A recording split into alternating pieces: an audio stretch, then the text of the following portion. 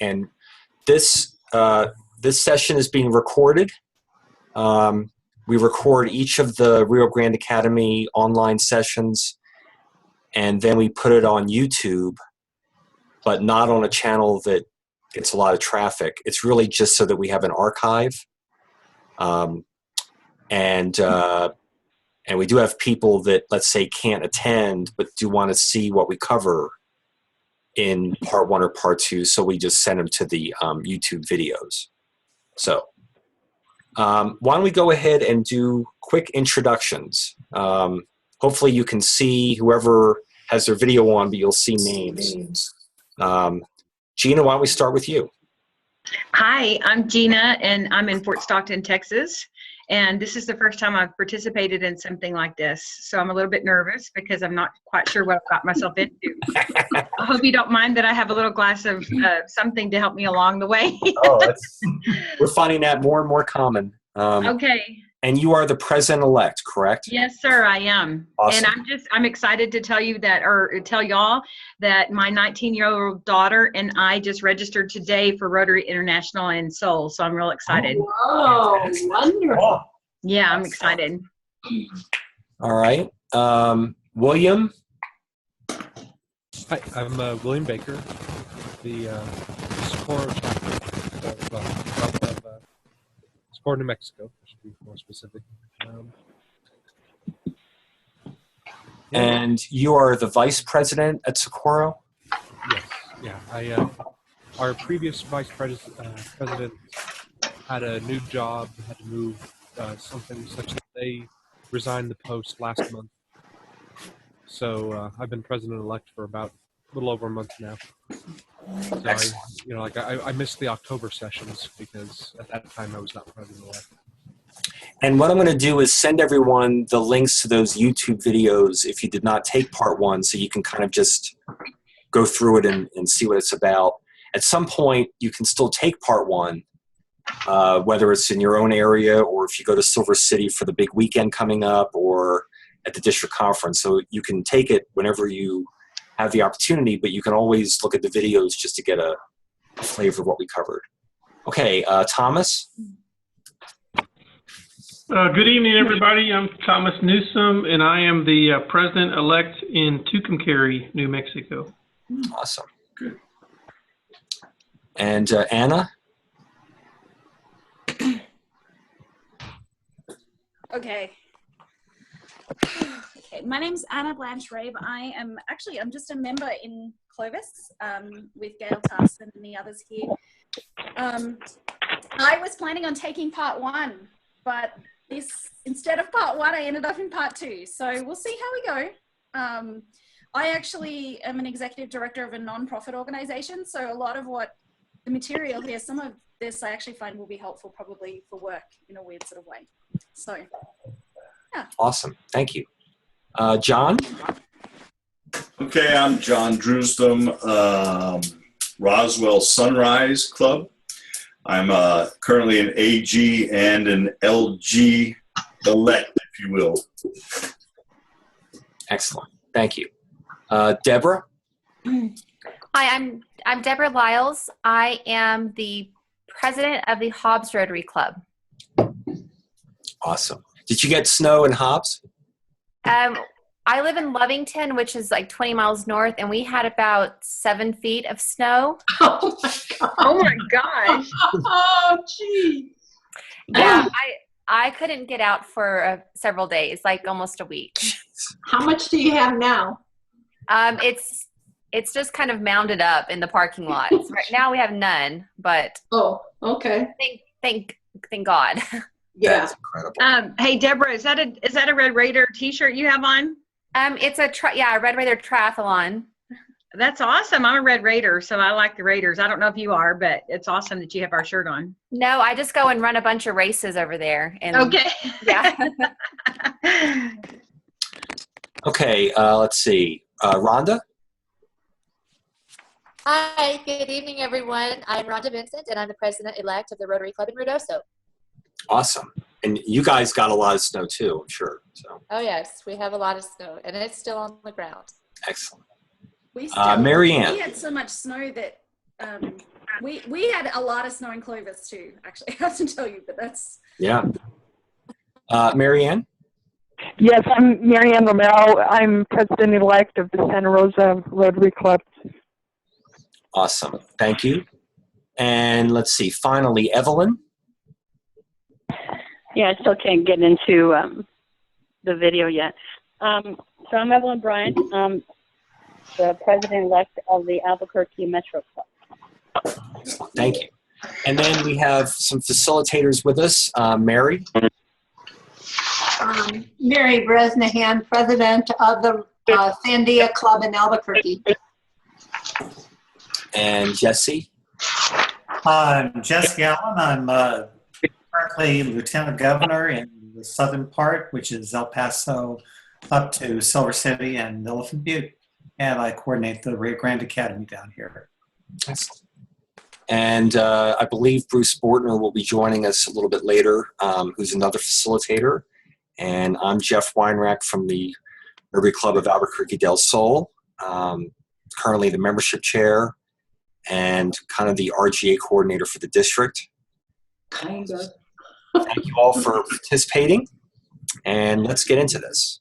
So what I'm going to do for the strategic planning session, this is the only session in RGA that's a double session because one is not enough. And we're going to use a notepad for this. So a lot of this session, I'm going to bring up a document, and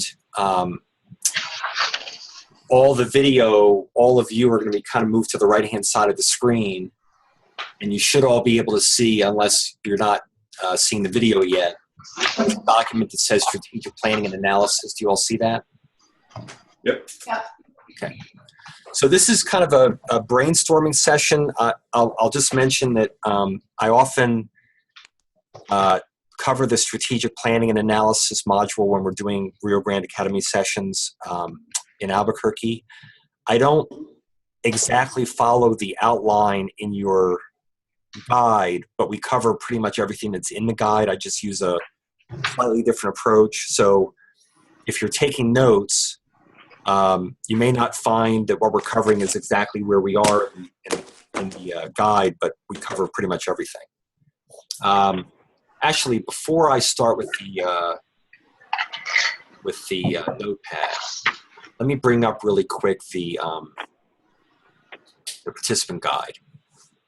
So for those of you who are new to RGA, every module after the title has this, what I think is an excellent one-sentence statement of what the module is about. I can strengthen my club by promoting and leading insightful planning and analysis. And I think for me, the word that's striking is the insightful part, because if we're doing planning just to plan,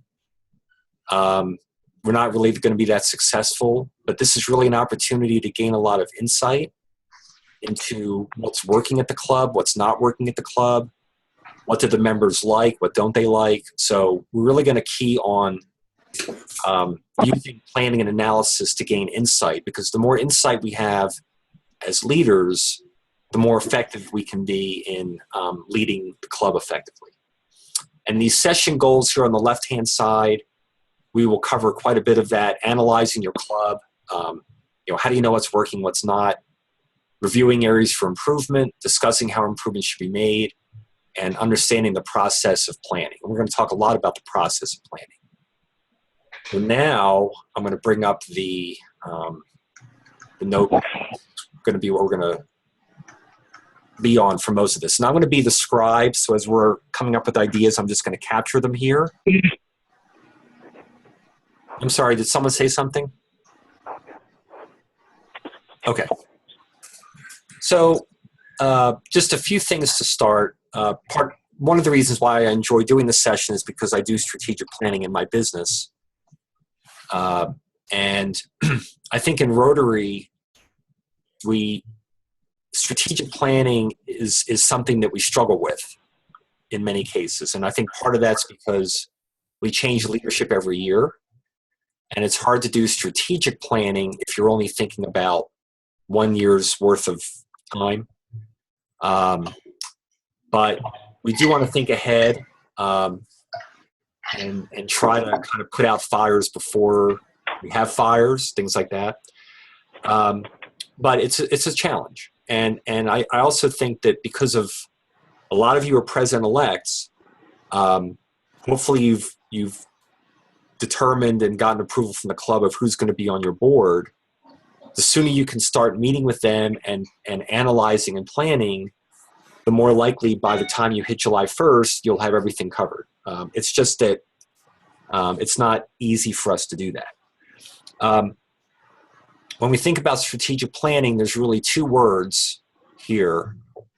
One is planning itself. That's the verb. That's the actual process of planning, which we're going to talk quite a bit about. And then we also have the plan itself.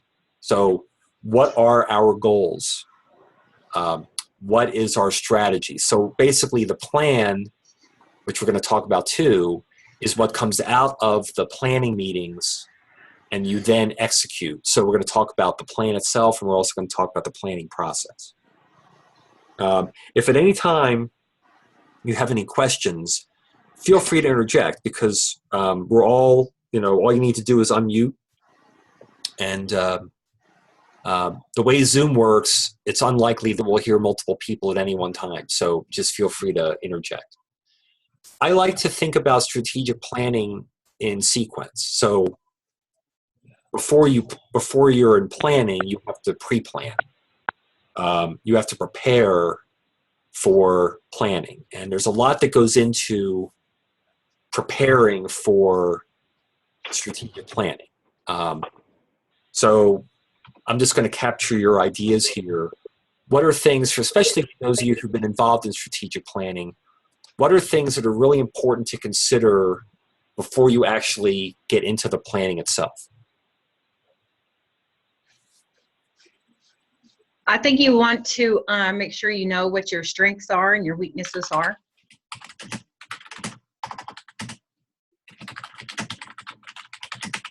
So how would you know that? Well, first of all, because you have your past president involved, there's a continuous process of knowing each other. And so you learn from past mistakes. You learn from those people that mentored before, or maybe had a project that didn't work well because, we didn't have the right criteria. So you always want to keep yourself involved with the people that came before you, so that you know what is achievable and what's worked before. So analyze past activities, things that the club has done in the past. How well did they go? Does that capture kind of what you were saying? Yes. And then, from also, because you analyze each member, you also learn from inside your group who has certain strengths and who has certain weaknesses. So you want to look at individuals to see what they might be able to contribute to the projects that you're doing. Right. So there's a lot there.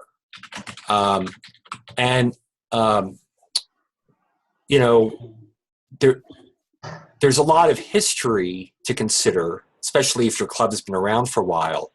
But of course, your membership is changing. Yes. So it's always good to kind of have a sense of where is the club now, who's there, what are their strengths and weaknesses, and so on. And I think that's one of the most important things to have before you go into planning. And sometimes that requires doing like some kind of an assessment, especially if you just don't know. Some of you, it sounded like you have only been president-elect for a couple months. Maybe you're relatively new to the club.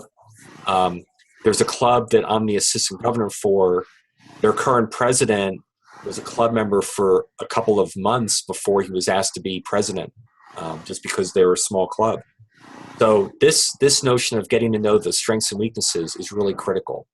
And you want to do that as early as you can, right? You don't want to be doing that, a day before you're ready for planning. You want to take some time and really get that information and analyze it. So excellent. I like to try and, if I'm preparing for any kind of strategic planning, but I'm assuming Rotary would be similar, make sure that I have access to kind of any data. So like the treasurer's, the balance sheets and things like that mean that you kind of, when you're in that planning meeting and someone asks a really good question about how much something costs or if things are trending up or down, you have an answer. Yep. based on the balance sheets. Right. So you want to make sure you have that data, again, I agree, well before the planning, because whoever's going to be in the meeting, you're going to want them to be aware of it before they're there, right? So a good planning meeting, you're not reading during the meeting, you're reading before the meeting because it takes up a lot of time. So access to data, balance sheets, trends, I would put, if it's okay, I'd like to add, membership, data, Yeah, it can also be foundation helpful, giving. Yeah, foundation giving or grants or anything else that you Right. have access to. So if you've got agreements or you're partnering or collaborating with another community organization for some of those things, I'd want to have access to the contracts or the agreements on those as well. Absolutely. Excellent. And as a data person, data people are typically introverts who spend a lot of their time staring down and looking at data. One thing I think is really important is that a lot of people don't like to look at raw data. They like to look at nice looking graphs and charts, unless they're geeks like me. So part of it too is, how do you put the data into a form that when people look at it, they'll understand it, that it makes sense, that they're not pouring through numbers and numbers and numbers. So something else to think about. Okay, what else is important in pre-planning or preparation? In fact, let me put preparation up here in parentheses, because that's basically what we're talking about. What else do we want to consider when we're preparing?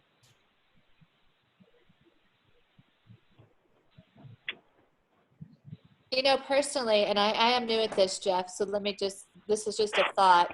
I look at what my end result wants to be when I leave, when I am going to be past president. What's my goal and how am I planning on getting there? And I think everything that's been mentioned is perfect. Our strengths and weaknesses, and I can already have, this is flowing through my mind of my own personal club right now. We have 57 members, so I'm not sure that's relative to how many are in the other clubs that's on in this session, but I look at what our strengths and weaknesses are, and I think the trending and all of that's very important. But I think when I take office July 1st, I do want to, in my mind, I have set some things that I want to see our club do, and how am I going to get there? So I kind of want to know what my end result is going to be. I think that's great. In fact, I put it in quotes, plan with the end in mind. Good. But also be open to things that, let's say, you didn't think about, that comes out of the natural discussion you're having with your group. But I think it's important to kind of have in fact, in many ways, when you're doing strategic planning, you kind of want to have what I would call an aim. Mm-hmm. And the planning is, what do we need to do to, so you don't want to be aimless. Right. You want to, and the plan will include what is that aim. And we'll talk about that when we get there. But I definitely agree. Plan with the end in mind. What else?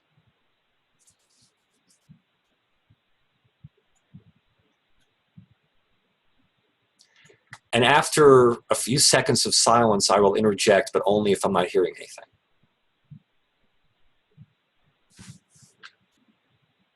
All right. I'm not hearing anything, so I'm going to add one.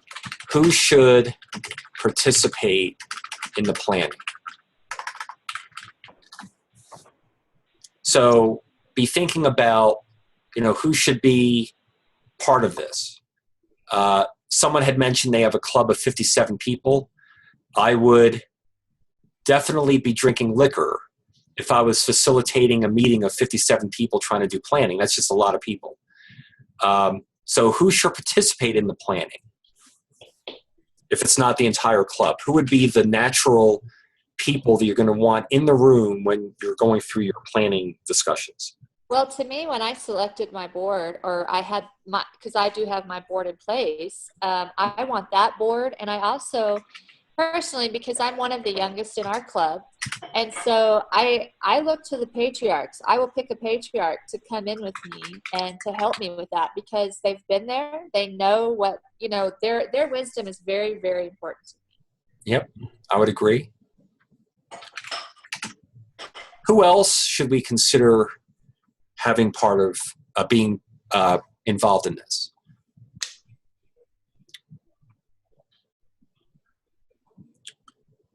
Does the board include your committee chairs? Yes, yes. The board, in our club, we do have committee chairs, and that is included in our board. And I do think that's important as well, because we have a fundraising chair. I mean, along with outside of the Rotary organizational chart, we do have people that do help with fundraising, community events, and things like that. Okay. So I'm going to throw one out that's actually the opposite of the patriarchs, because I do agree it's good to have some people that have been in the club for quite a while. They know what's going on. I also think it's interesting to have maybe a couple of new members for the opposite reasons, because sometimes it's the new people that have the fresh ideas. And, you know, you don't want to have too many of them, but a couple of people who seem to be kind of really engaged and interested. So they kind of balance out the patriarchs. So you kind of get both perspectives. Who else should participate? And there's a couple of other groups that I'm thinking about, but I'm going to hear from you first. I don't want to dominate by any means, Jeff, but something that I've had in my mind as going into this, and just being a community member of Ruidoso my whole life, I actually want to meet with other organizations in our community, the Kiwanis, Altrusa, you know, whatever, and see what their strategic planning is for our community. Because I know we want to look worldwide. I mean, we're looking at a broad spectrum, but I also want to know what we should focus on in our community, and what can we as leaders, President of Rotary, President of Kiwanis, I really would like to organize a meeting before my term starts with these other group leaders and be together. We should be one moving forward as a community, and what can we better our community for? So That's great. So I want to make sure I captured this, because what I was hearing is that you may be meeting with other community groups, let's say before you're planning, but you also may invite a few of them to the planning, especially if you have common goals, common interests, where you're going to be working together. So maybe what I would call that local collaborators. Yes, I like. Excellent. I've got one other group that I would like to consider, but I want to hear from others. Any other thoughts, especially if you've been involved in planning, about who tends to participate in these types of meetings? How about representatives of your club's charity recipients? So, you know, if you work with a charity where you support a local charity, I think it's really good to have someone from that charity be in the room. They obviously have an interest in your success if they're a recipient of your charitable work. But sometimes what I find is that clubs think they know what the charity wants, but they never ask them, or they never have that kind of discussion. So I would also consider representatives of, let's say, a key charity that the club tends to work with. Or if you've got a big project coming up, invite someone who's involved in that project, someone that's going to be working with you. So I think it's good to think openly about who should be in the room, but you don't want to have a lot of people. You want to keep it to a manageable size.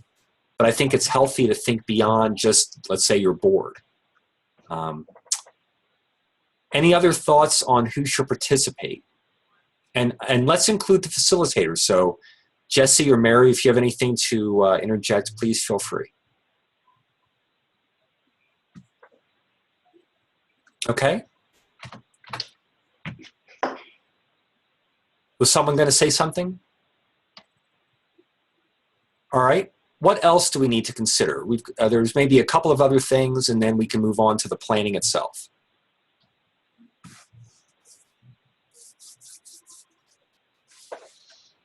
I'm going to put one down here. Food. So I know some of you are drinking. I don't know what you're drinking. It doesn't matter. But if you're gonna prepare for a planning meeting, you want to make sure that people are, you've got your chocolates or whatever they're gonna like. But a meeting without food, people get distracted. And I remember I was hired to facilitate a meeting, and I thought that the group that hired me was going to bring the food, and they didn't. And sure enough, after about an hour, that was pretty much it. So you really do want to think about things like food. You want to be in a comfortable room. Make sure that it's not in the middle of the night. Make sure it meets people's schedules. Think about, how long should the meeting be? Attention spans are usually a couple of hours, and that's it, which is why we break RGA into 2 pieces at night like this, because we're tired. So things like food, room, time of the meeting, just logistics, things like that.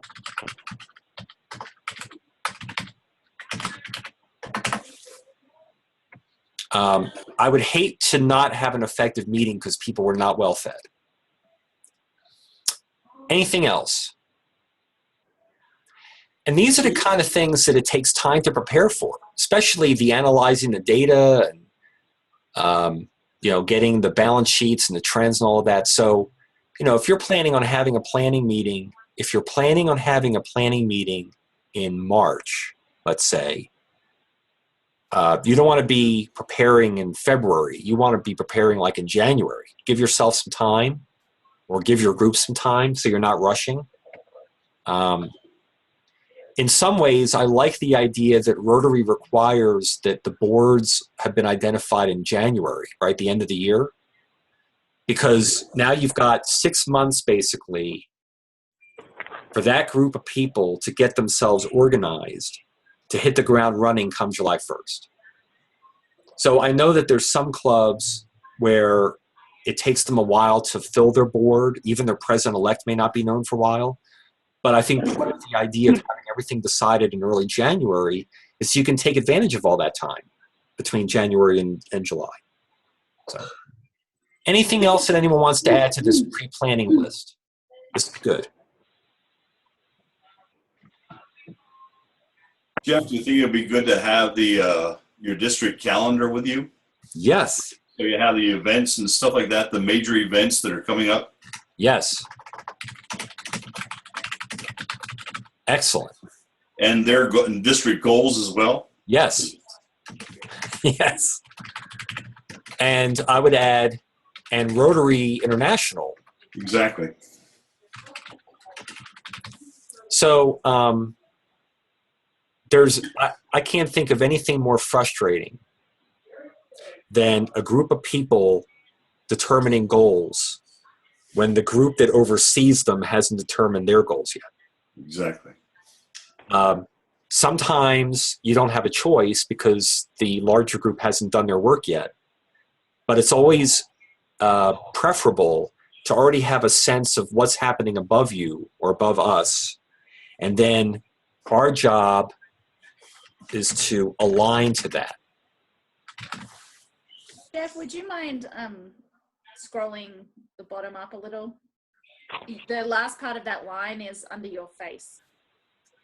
Thank you. Let's see. There we go. All good. Yeah. So I'm sorry. Go ahead. For these meetings, would you be using the normal club structure of like a secretary and whatnot to be keeping track of all this, or is this? Would you want to have like designate someone else to be the secretary for a special planning meeting like this? My personal view is that if you can do this, you should have someone who knows the club but wouldn't otherwise be there facilitate the meeting like I'm facilitating this discussion. And that person would scribe or take notes, kind of like what I'm doing. You can certainly have the club secretary take the minutes or the notes, But what I've found is that when people are taking notes, they're not participating. They're focused on capturing what the group is saying.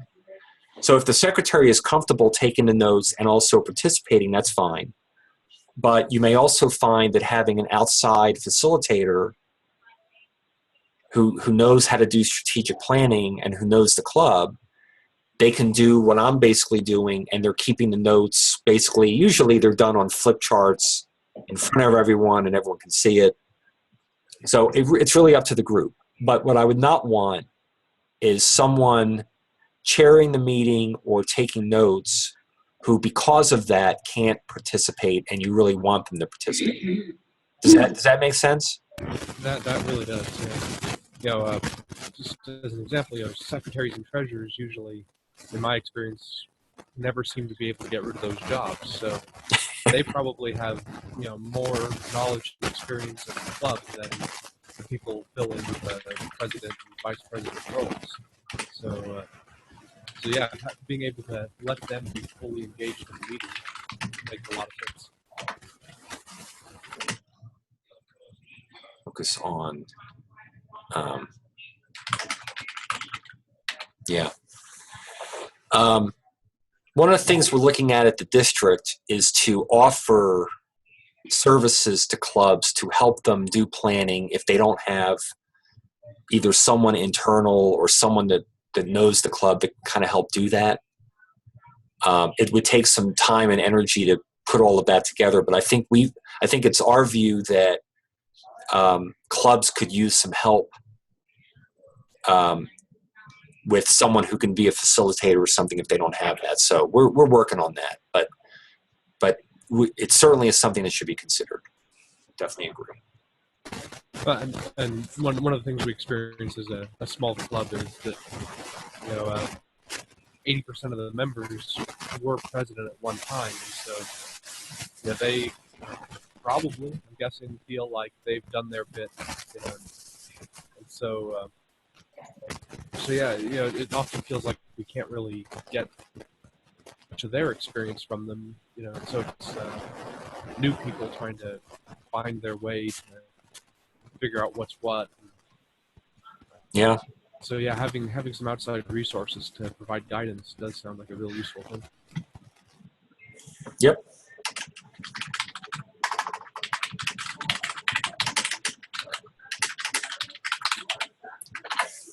Excellent. Anything else? This is real to me. The better you prepare, the better the outcome. If the preparation is poor, the meeting is kind of clunky. It kind of takes too long. People aren't focused. So this, to me, is probably the most valuable time spent is in preparation. Because what you really want is a very smooth, crisp planning meeting with clear outcomes, and then, getting the club involved. But if the preparation isn't done, it just makes it much harder to be focused as a team. So. Okay, let's move on to planning itself. So we've done all this preparation. We've analyzed data. We've looked at past performance. We have an understanding of what the district is up to. All these things we've talked about. We've got the group together. By the way, I don't know about you all, but one thing that frustrates me, and it's not just Rotary, it's just in general, is even if you have all the data and all the resources and you send it out to people well ahead of time and say, please review this in preparation for our planning meeting, pretty much at least half of them aren't going to have the time or take a look at it, which is kind of unfortunate because then you're kind of catching them up during the meeting. So the only reason I bring that up is to just assume, unfortunately, that not everyone will have read all that material ahead of time. You really want to press them to. especially if they're volunteers and they don't have a lot of time, to say, look, if you read it now, then we don't have to spend a lot of time during the meeting going over this stuff. But don't be surprised if people with good intention do not ahead of time review the materials that you or whoever sent out. Which is human nature, unfortunately. Are there some better ways to maybe communicate? I'm just wondering, because one thing I'm running into in computer programming is a lot of us express our ideas by writing a sample program, but then no one else on the team will read that sample program. So then we have to express our ideas in words afterwards anyway. So we go to all the trouble of sample software, and we still have to do a PowerPoint presentation. Is that a similar paradigm to what you're experiencing with the clubs? Yeah, I would say it's similar. I don't know. I think it's just we have a tendency to wait last minute, which I think is why planning is hard sometimes. And we don't. And even if I do get the materials, if I'm not really invested or I'm not really sure why I'm reading this, I'm not going to have a lot of focus if I'm reviewing stuff. I mean, it's almost like, all right, I'll skim over it, but I'm not going to spend a lot of time looking at it. So yeah, I think it's a challenge. But if especially for those of you who are president-elects, if you can really rally your board and say, look, and when you send out materials, say, look, if we need to discuss before the meeting, that's fine. But the more you can rally them to say, look, this really is important. Go over it, think about it, ask any questions. It just makes the planning that much more effective. If you just send it out, I mean, I've been accused sometimes of sending out materials by email and saying, call me if you have any questions. And then 3 weeks later, nothing has happened because I didn't send out reminders or I didn't call people and say, hey, have you had a chance to go over the materials yet? So I sometimes have to do more gentle reminders than I'm accustomed to, but I think that's just natural. I don't know if that answered your question, but yeah, I guess what I'm trying to piece together is, like I say, most of the members of our club have been past presidents, and a lot of them don't really participate in discussions. And I'm just trying to figure out, why they might have backed off. And so I was just trying to connect that maybe it's the same thing like I run into with programmers, where we feel we've already communicated it, and we don't want to reiterate ourselves. Like maybe they think, well, when I ran the club, things went great. Why don't people just do it the way I did? So going back to something we talked about, don't know how they did it. So sorry, something we talked about earlier was the idea of having a few new members participate. What I love about having new members participate is that they are inherently interested because they're new. They're not in some kind of comfort zone that we often find ourselves in, where we're just used to doing things a certain way. And I love when I'm in a planning meeting and someone says, well, this is how we do it. And I say, well, why do we do it that way? And they say, well, that's because we've always done it that way. And I'm one that says, well, but is that way working? Maybe it was working 20 years ago and it's not working well today, which is why you want to analyze data. So I think it's good to ask, why are we doing it that way? And not in a confrontational way, but really more in a genuine, why are we doing it that way? And just because we've always done it one way, if we're not getting the results that we used to, maybe we need to think about doing it a different way. So I think it's good to have a little bit of spice in these meetings. And I think in terms of, when you're in a position to be president-elect and you're looking at, and I forget who mentioned it, but thinking about the skill sets, the strengths and weaknesses of your club members, one of the things you would probably be thinking about is, okay, where are the ideas going to come from? Are they going to come from me? Are they going to come from these people who have been in the club for a lot of years and they come every week and they schmooze with the same people? And, you know, so you kind of want to scan the club and say, where you want to have diversity. Where am I going to get that diversity from? Where am I going to get the ideas? And I think people like to participate if they're asked, if they feel like their ideas are going to be heard. And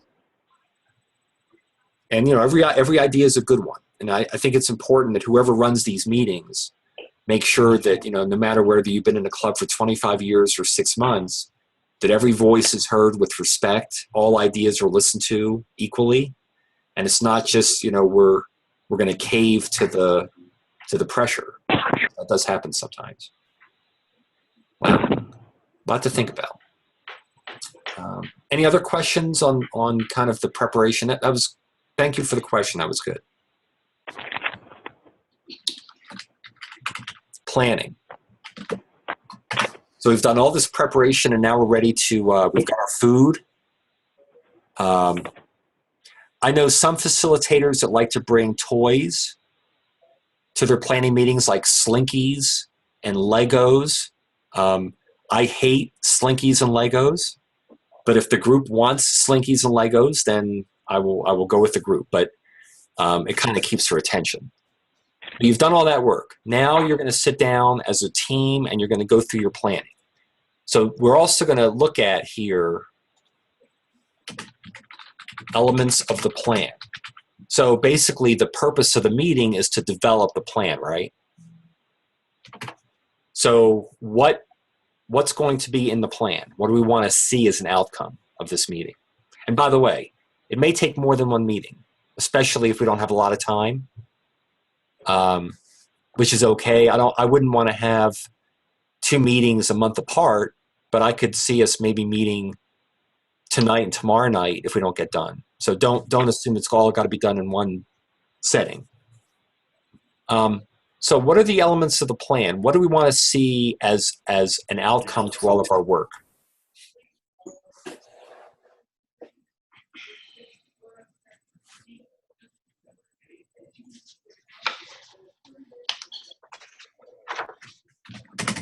Are we looking at just doing this once a year or once every few years? I think clubs should do this every year, even if all we're going to do is validate that what we did last year we should continue to do. I think it's important to have some degree of planning every single year. Part of it's because the leadership is changing every year. But you also don't want to assume that just because we did certain things last year, we're going to keep doing the same thing. So my recommendation is that planning should be done every year. But you can think beyond a 1-year time frame. So we may do planning this year for 2016, 17, and 18. And then when we come back next year, we'll do planning for 17, 18, and 19. Does that make sense? Yep. So you don't have to limit it to 1 year's planning, but I would do planning every year. Does anyone have any other thoughts on that?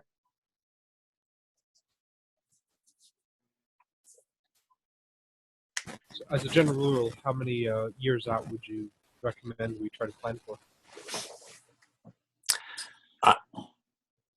I personally would like clubs to be thinking about 3 years, maybe 4. It's interesting because most clubs now have presidents, president-elects, and president-elect-elects, or at least presumably a president-elect-elect.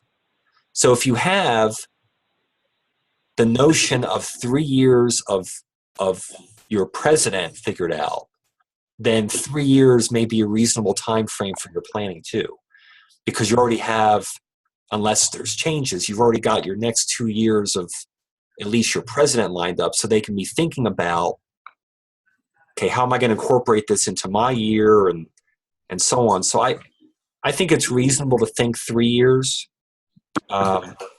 Jeff, aside from the officers of president, some clubs have their directors with 2 3-year terms. That's right. Like foundation chairs typically serve a 3-year term. For that reason, yeah, I think 3 years is kind of a natural. But I'll be honest with you, if a club can even do effective planning for even 1 year, I would be happy.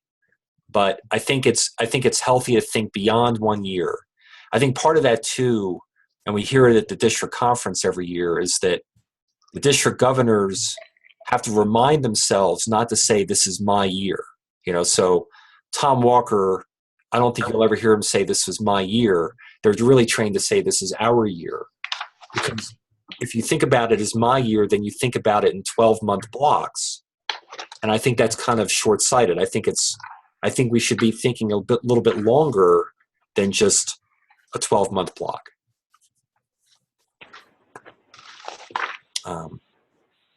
1 year is great. 3 years would be even better, but that's just my view. Any other thoughts on that?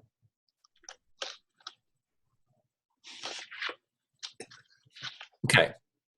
So going back to the plan then, what's going to be in this plan that we're generating?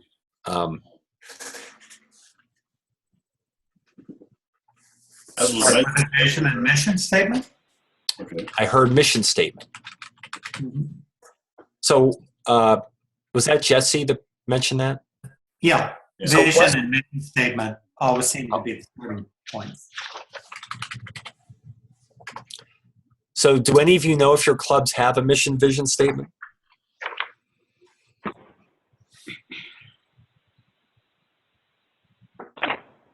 That's a tough one. In the past, it has become kind of lost over time, but certainly we have. Yeah. We had a very verbalized one years ago. Yeah. What's the advantage? And again, I want to ask this to people who have been involved in strategic planning meetings. What's the advantage in having a mission or a vision? And someone had actually mentioned this early on in the discussion. Why do you want to have something like this? Gives you direction. Gives direction. So, without a mission or a vision statement, and you can call it a purpose statement, whatever you want to call it, you can become aimless. You can just be doing things for the sake of doing them, but not towards accomplishing something or attaining something. It also gives you a yardstick by which you measure all your decisions in the whole process. Right.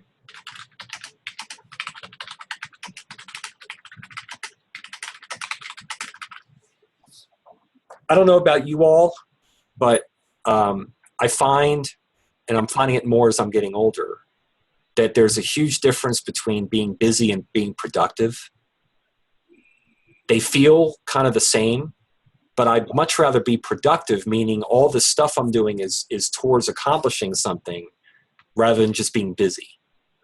And I think if a club does not have a sense of where it's going, whatever we want to call that, then you end up doing a lot of busy, but not necessarily productive. So then you need to know your goals too. Right.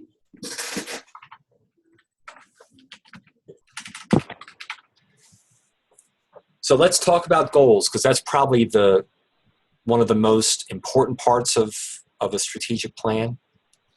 I'm going to throw out an acronym that I love using because people tend to remember it. It's called SMART. And it's easy to remember that because we're all smart people. SMART, and I'll just throw this out if anyone knows. Does anyone know what the S stands for in SMART? Specific. Excellent. So a goal of growth would be a goal, but that's not real specific. Like, how much are we going to grow? So you want to try to be specific. Growth is nice, but let's have something that's more tangible than just growth. Okay, what about the M? Measurable. Right. So that's kind of similar, not the same, but If I can't measure it, how do we know if we're making progress? Again, that's the busy versus productive kind of thing. So what about the A? Attainable. Right. And I'm going to give you another A, but attainable just means, right, it's not like not in the stratosphere. It's something we can actually accomplish. Another A sometimes used is achievable. Another one I've heard. Similar vein. Realistic, something that we can likely accomplish. What about the R? I'm sorry? Reasonable. Reasonable. Okay, I've heard that one. Realistic. Realistic.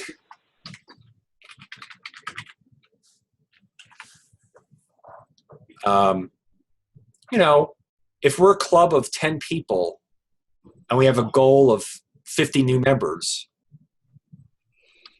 that's certainly specific and measurable, but it would be a stretch to say it's attainable or reasonable just because we're 10 people. So you want to try to set realistic goals or reasonable goals. And I would put in a caveat here that you don't want to set minimal goals like all we have to do is wake up in the morning and we'll accomplish them. It's sometimes good to have a little bit of a stretch, you know, so it's not really easy, but it's going to force us to focus. So if we have a goal of going back to membership, if we have a goal of 2 members next year, that certainly may be realistic, but maybe we should stretch and let's see if we can get 4. So you don't want to be setting goals that are so low that it's not going to take much work. So try to stretch a little bit, but still be realistic. What about the T? Timely. Timely. So, or time frame. So you want to put a time frame on it. Within 12 months, we want to accomplish something, or within 3 years, we want to accomplish something. If you don't put a time window on it, the efforts tend to drag. So you want to try to have a discussion about how long are we going to be working on this, or how long do we think it's going to take to accomplish that goal. And then in that period of time, you're measuring progress. So the measure becomes really important during that period of time, so you can say, you know, 3 months in, we've accomplished this, and 6 months in, we've accomplished that. So the measure and the time kind of go together. You don't want to measure something when you're done. You want to be measuring something while you're doing it to see if you're making progress. Does that make sense? So you want to set SMART goals. How many would you say do you want to set as a club? What would be a reasonable number of goals that we should be considering when we're doing planning? Would it be like determined as a ratio of how many members you have? Like maybe 1 goal for every 5 members? That's interesting. I'm going to put that down. 1 goal for every 5 members, just as an example. So large clubs often do set more goals for that kind of reason, because they're bigger. If they can handle more goals, that's fine. If they've shown that they can be successful, that's great. I wouldn't want to assume that because a club is bigger, they can take on more goals. They can maybe take on more projects, more activities, but I don't know if you know, I haven't been in Rotary long enough to know if Rotary works like this, but a lot of other clubs I've been in, there seems to be kind of a, you know, 10 or 20% of the members are kind of a clique that do 80% of the work, you know, an example of the 80-20 principle. Right. So. Yeah, this, I would, if a club felt this way, that we should kind of use the size of the club to determine the number of goals, I would just caution them to say, it's, even if you're larger, it's still hard to manage or keep track of a large number of goals. It's just hard. So, I would be interested in seeing how this works. I know for me, or for organizations I work with, usually organizations end up with somewhere between 3 to 5 goals. Now, you can have underneath that some more specific things. But if you think about Rotary, no matter what size of the club, each club probably will have a membership goal. And you could argue that maybe that's really 2 goals. Maybe one goal is recruiting new members, and one goal is how well are we retaining existing members. But you could still look at that as a net membership goal. Most clubs have some goal around foundation giving.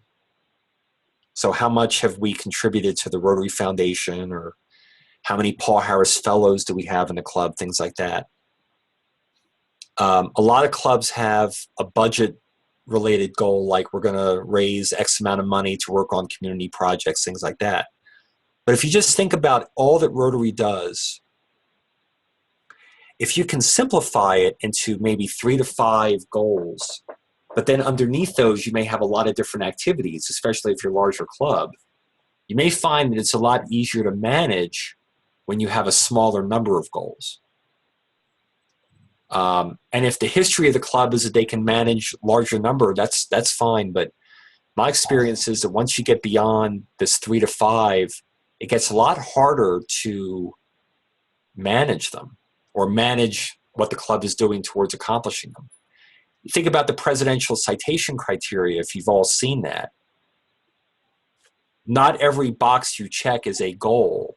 It's something that the club accomplishes, like we have 20% of our members on Rotary Direct or something, but they're still couched in categories like membership and foundation and service projects. And then they have a lot of stuff that's underneath that. So, to each his or her own. I think the main thing is know your group. Try not to take on too much. But just personal experience, if you have a lot of goals, it just becomes really hard to manage. Any other thoughts or ideas on this from your own experience, perhaps?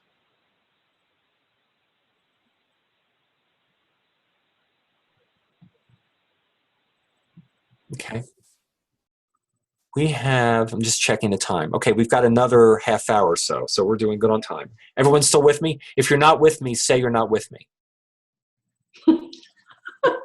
They left. Okay. What else should be in the plan?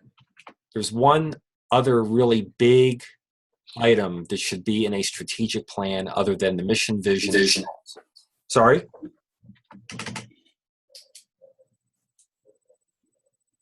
How about who's going to do it? Who's going to do what? Yeah. Yeah. Exactly. Who is going to do what? So you have your vision, your mission, whatever that you're going to call that, and you have your goals. Okay. Goals are things like, 5 new members this year is a goal. We have to do work, though. Right? We don't just set goals and then sit there and wait for things to happen. We have to do work. So ultimately, and I think this is what you were alluding to, John, we need to have a strategy.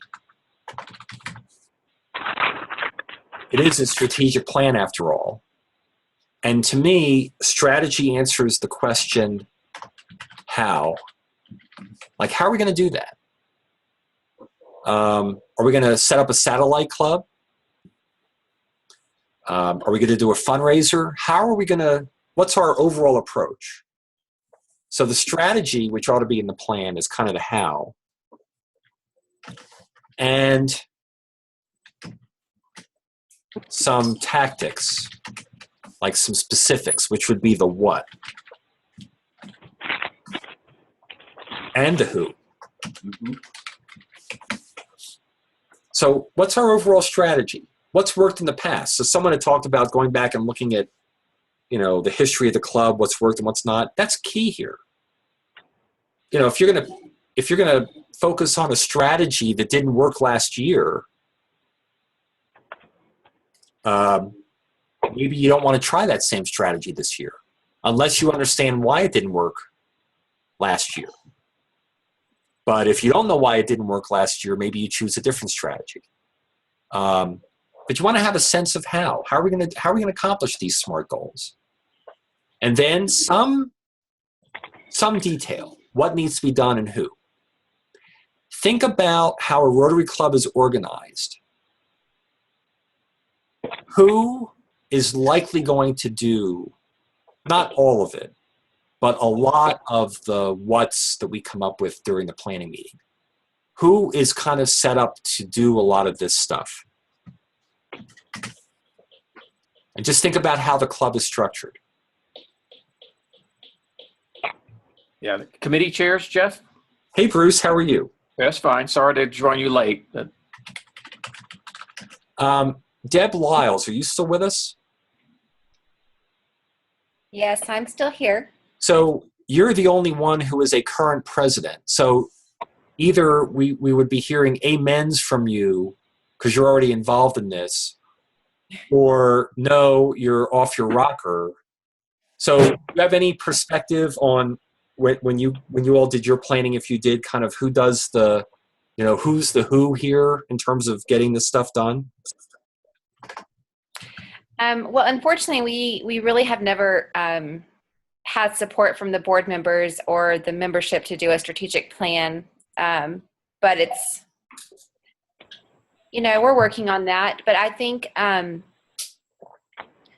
when you say who is going to do what, and for the president-elects out there and people considering being president, the president does a majority of the work. It's good to delegate, but in all reality, if you're the one that's kind of envisioning these goals as you're helping the planning, you and your president-elect are the ones that are doing that. That's in our case.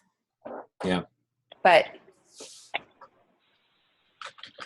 yeah, yeah, it is what it is. Yeah. I'd be interested to hear from others, but I know when I was president, I did have strong committees, but I ended up having to do a lot.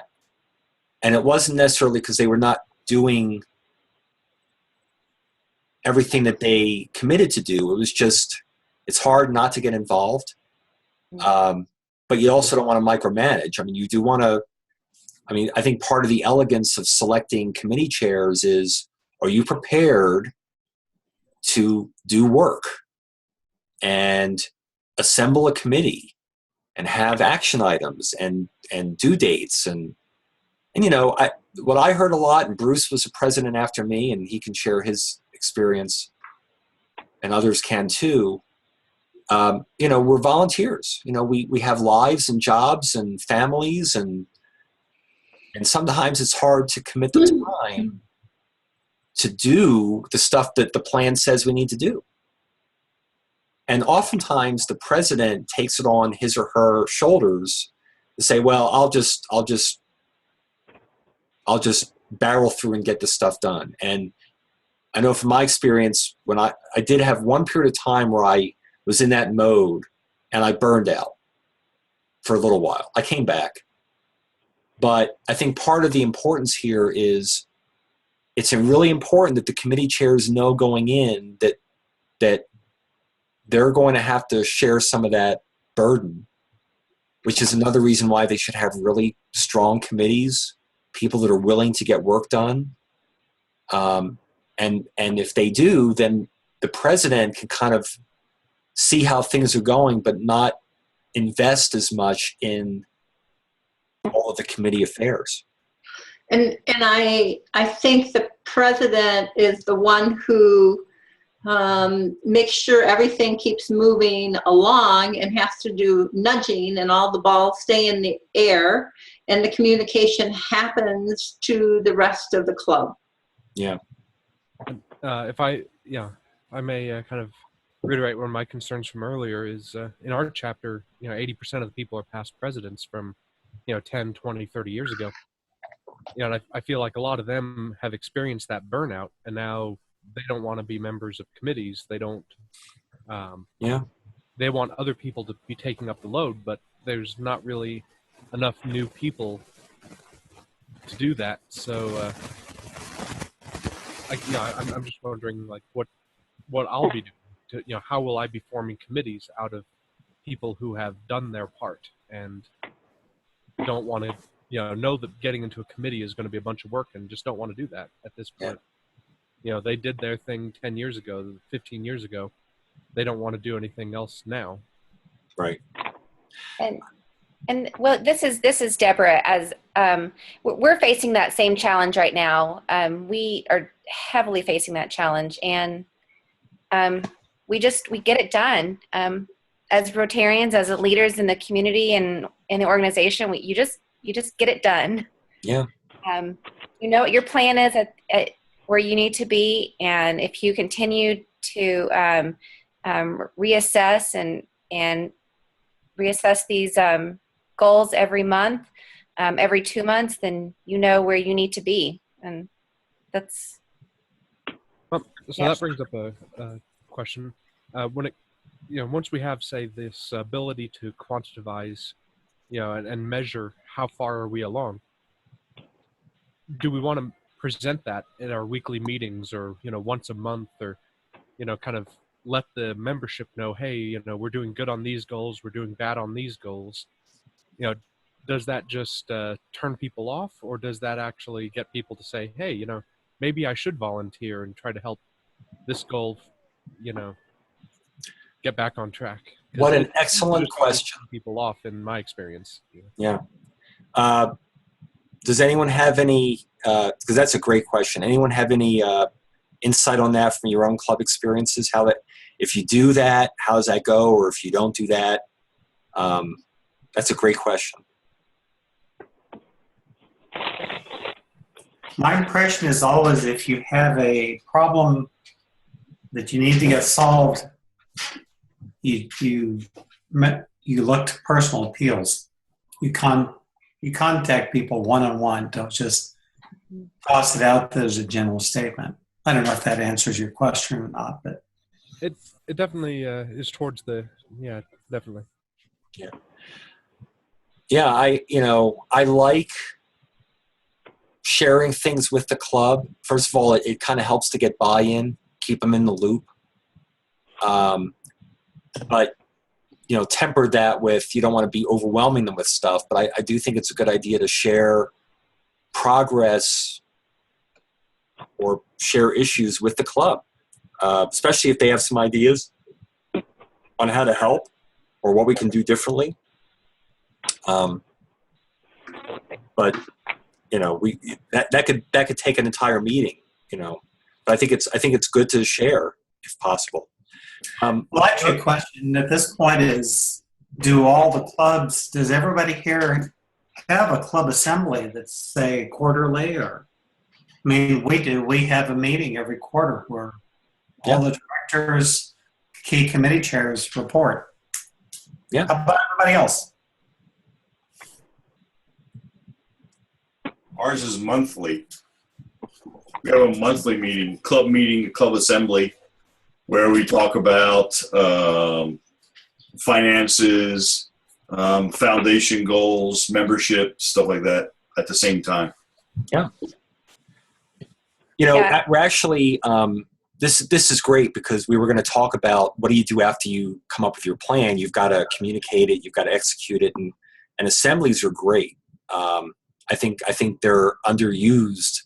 Having one every month is great. The more involved the membership is, the more likely you may accomplish those goals because they know what's going on, they can help. One other thing I wanted to bring up that I think we have an opportunity is we talked about including local collaborators and other people kind of in the planning. It's also possible that they can serve on committees too, right? So we're not, especially if we're a small club, we're not limited. You know, there's nothing that says we can't have a committee member that's not a member of the club, but is someone who works with the club or we have a relationship with. Maybe if there's like a local Rotaract club or something, you can have a Rotaractor be on your committee. I don't think we take enough advantage of who else may be interested in serving on these committees other than the membership. So just something else to think about. By the way, I'm trying things with Zoom where I'm drawing little characters and stuff, so if it's not real neat, I apologize for that.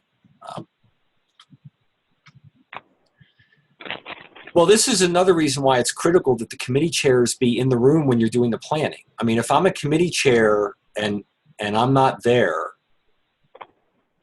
and everyone else is in the room doing their planning, and then I get this report that says, okay, Jeff, here's everything you and your committee are going to have to do. I may not have a clue as to where all that came from. And if I don't have a clue as to where it came from, I'm really not going to be that excited about doing all this stuff.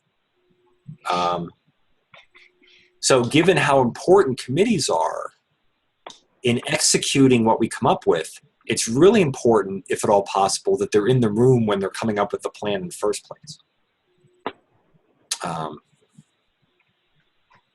Anything else on this notion about who is going to do what? I mean, that's just huge. That's where the rubber meets the road, as far as I'm concerned.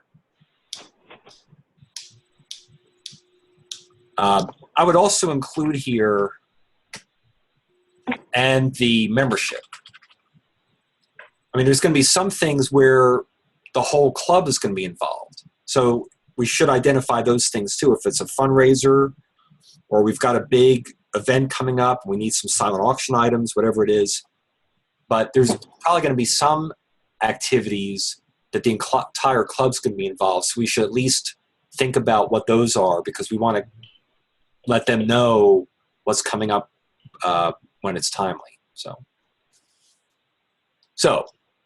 we had some good food. We did our planning. We may have taken 2 meetings, whatever. Make sure it's documented. And now, and we've already talked some about it, but we might not have covered everything. Post-planning. So now what? So we've already talked about a few. Club assemblies to communicate and share. So we talked about that. I think that's great.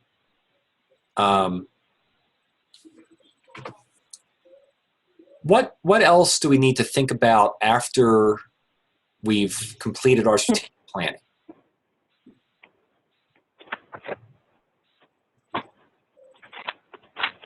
Because I'll say this.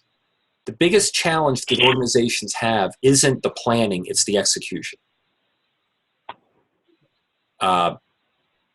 It's just that's how it is. So we struggle executing plans.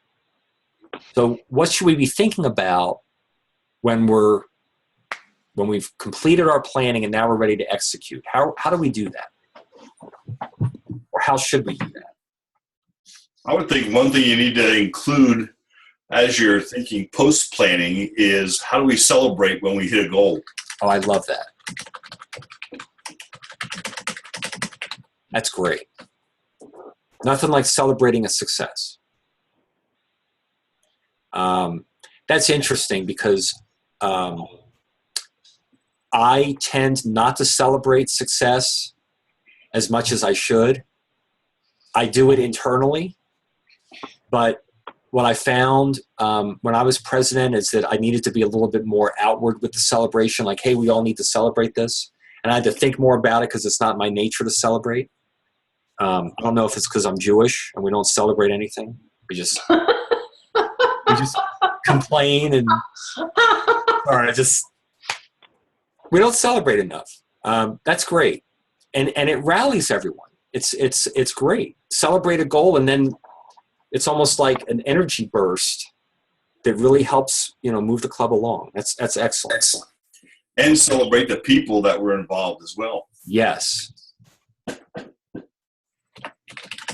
Yep. And in fact, if it's okay, I'm going to add recognize. Absolutely. Excellent. But see, keep in mind, if you celebrate when you hit a goal, that means that you had to measure it. So another reason to measure is, otherwise, how are we going to know if we achieved the goal? We're celebrating being busy. That's not what we want. So that's excellent. Good suggestion. What else goes into post planning?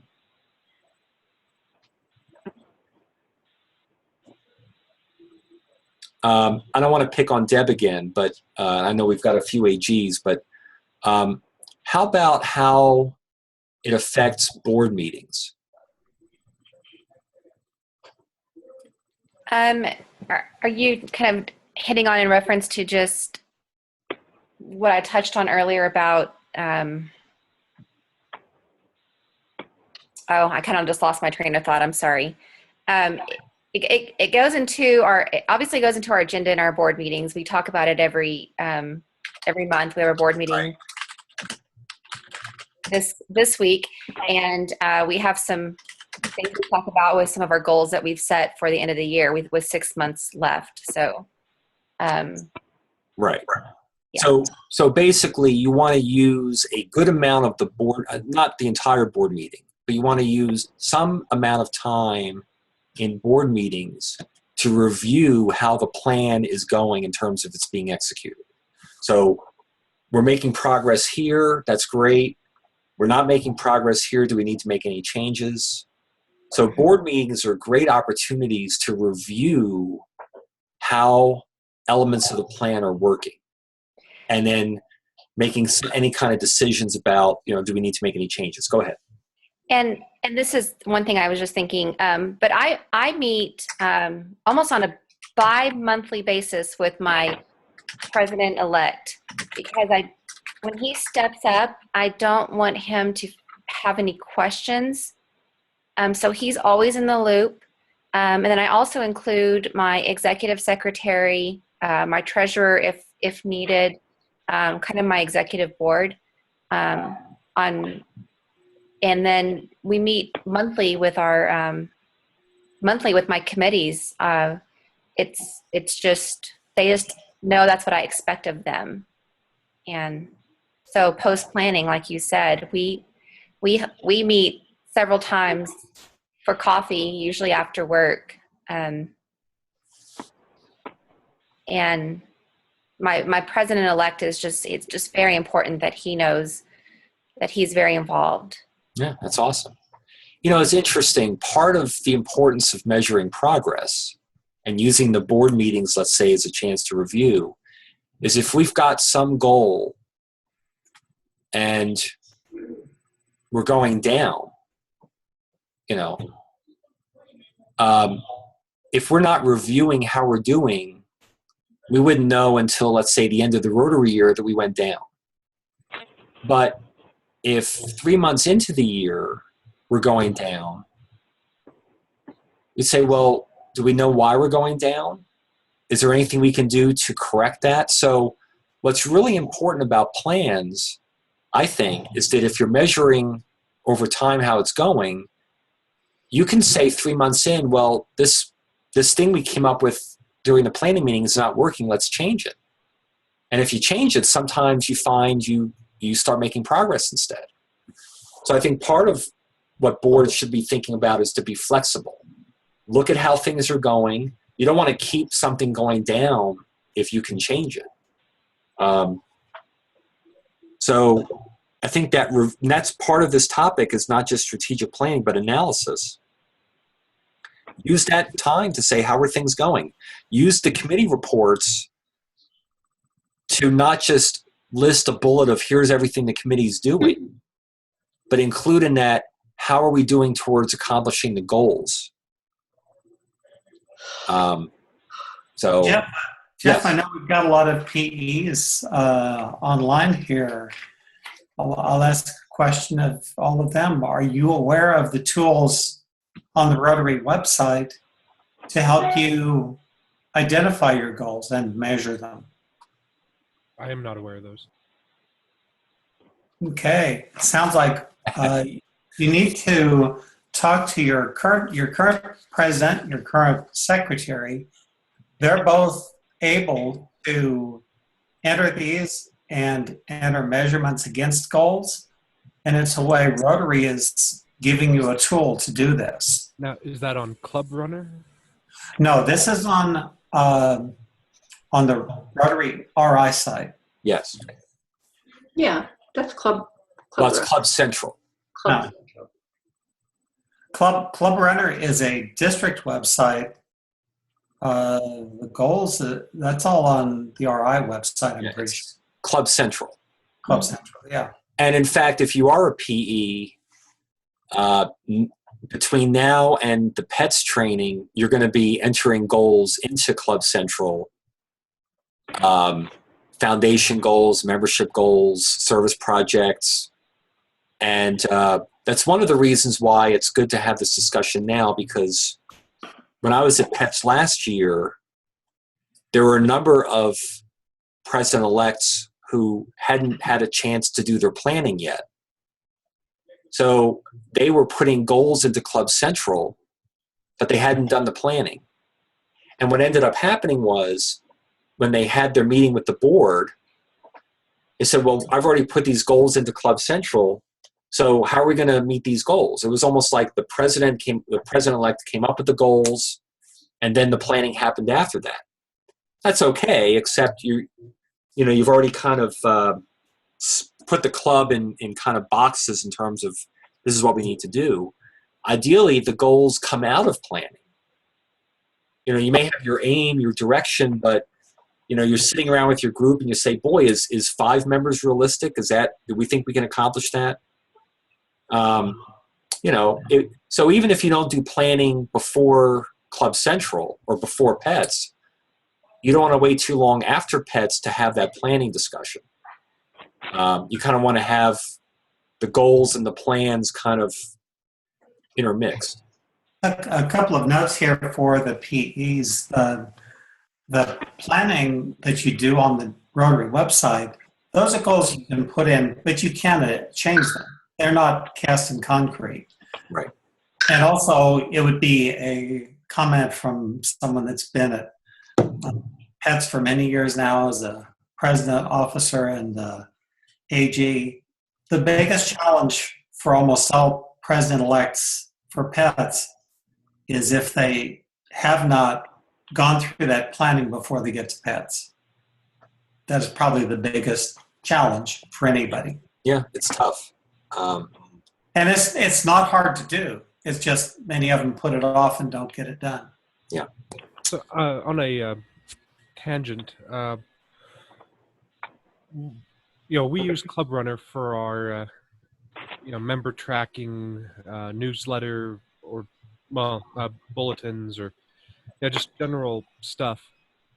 Does Rotary International offer like a per club website service? Because I feel the price we're being charged by club runners kind of pricey, and if hundreds of clubs across the world or thousands are paying prices like that for club websites, that seems like a major oversight sort of thing at the international level. There are a variety of tools for building websites. I think Club Runner is the one that's most specific to Rotary. But to answer your question, as far as I know, there's nothing Rotary International does. Because I feel like we're paying, maybe even as much as $400 a year or something, and I'm just thinking if there's thousands of clubs that are paying that, that's hundreds of thousands of dollars that could be going to other Rotary programs rather than to a for-profit organization or something. I don't know anything about Club Runner ultimately, But. It's my understanding that if clubs use Club Runner, first of all, there's an advantage because it's linked to the district website, so the secretary isn't populating more than one website to put information in, like member growth or something like that. But if I remember correctly, there's whatever Club Runner costs, there's a bit of a discount, I think, if the district is already using Club Runner and clubs in that district decide to purchase the tool. I'm not sure about that, but I think there might be a little bit of a break on the cost. But yeah, I mean, that's certainly something that the club should consider is the cost of the website and the maintenance and all of that. It's interesting when we start talking about Club Central here. One of the first things we talked about in terms of pre-planning is reviewing data. And what's nice about Club Central now, because it's relatively new, is that if you're using the Rotary website to populate it with your data, then next year and the year after that and the year after that, people can go back and review it, and it's right there. You can review the last 3 to 5 years of your membership trends and your foundation giving, all that. So it really, not only is it great for putting things into the system, but it's really great also for reviewing how the club's been doing in the past, because it has that capability. But it's only been up and going for a couple of years. Okay. Yeah, I kind of get the impression that no one's heard about it at our club. At least this is the first I've heard of it. So. Really? I don't know how that could be. It, Yeah, how is that? Because usually the AG works with the president-elect to start getting that filled in. Yeah, all of the current presidents were required to fill this in for their current year. So you should be able to talk to if you're a PE, you should be able to talk to your president and start to understand this. Or talk to your AG. Yeah, that's a great idea. And again, once you get to pets, we actually spend part of the time at pets, if the PEs have not already done it, putting their goals into Club Central. So I don't think they're going to do that this year, from my understanding. Well, that takes up too much time. They found that out last year, and I think they're not going to do that. You have to have it in before pets. Well, we're gonna recommend that, but we can't require it. So, okay, we have about 10 minutes. Let's see. No, sorry, 5 minutes left. Wow, this is great. Okay, so post planning. So club assemblies, communicate is really important. If you develop a plan and no one knows about it, it's likely not going to work. So the whole idea of being very clear in communication, I think, is really important. Celebrating when you hit a goal, I think all that's great. One other thing I wanted to bring up, and then we've got a few minutes to kind of close this out, is when you're thinking about time, July 1st is when those of you who are PEs, your title is going to change. But thinking about the end in mind, which someone had mentioned earlier, you don't want to be doing planning a week before you take over. You need some time. So practically speaking, if your term starts July 1st, when would you like to get the planning done? Who has some thoughts on that? Well, just from the information that we've talked about tonight, I've been definitely inspired to get with and collaboratively meet with the other clubs, probably in the next 3 to 4 weeks. And then I would like to go into a strategic planning with my current the board that's going to be serving with me February, because PETS is in March. Right. So, I mean, obviously, we're on a time crunch. We're already January 12th. It's time to start moving. This was great for me tonight, and start putting it in that timely time frame manner for me to be realistic, because I don't want to walk in July 1st and start.